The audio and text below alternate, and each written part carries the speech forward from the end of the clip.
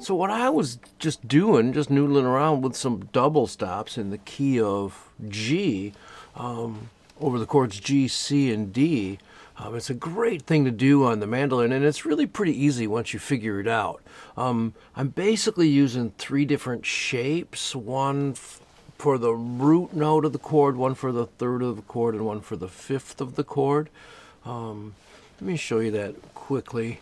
So on the root of the chord, if I put my index finger, let's just talk about the G chord right now. If I put my index finger on the G note, then it's this shape for the double stop. 2 frets.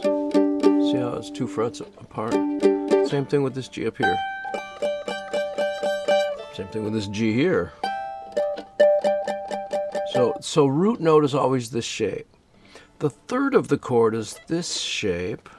It's a 3 fret stretch. So same thing, third of the chord here, that B note.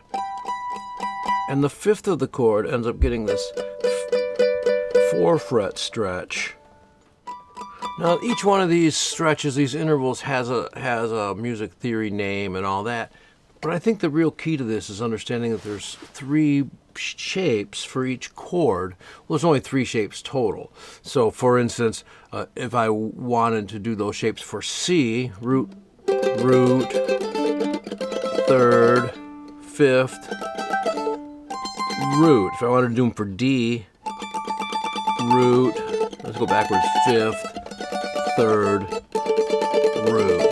So all I'm doing is following the chord progression using 1 or maybe 2 double stop shapes per chord. So G,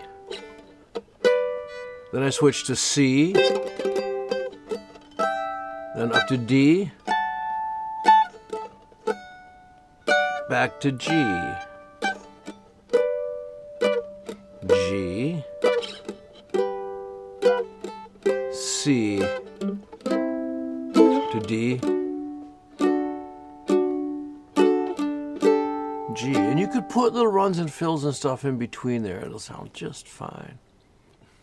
So if you find this interesting, and you maybe even want to learn a little more about these double stops, I've got a PDF that I could email you. And it has all the double stops up and down the neck for the chords G, C, D, A, and E. So just fill out the little the link below, and I'll email you a chart of all the double stops for those chords, and it'll get you on your way to playing double stops on the mandolin.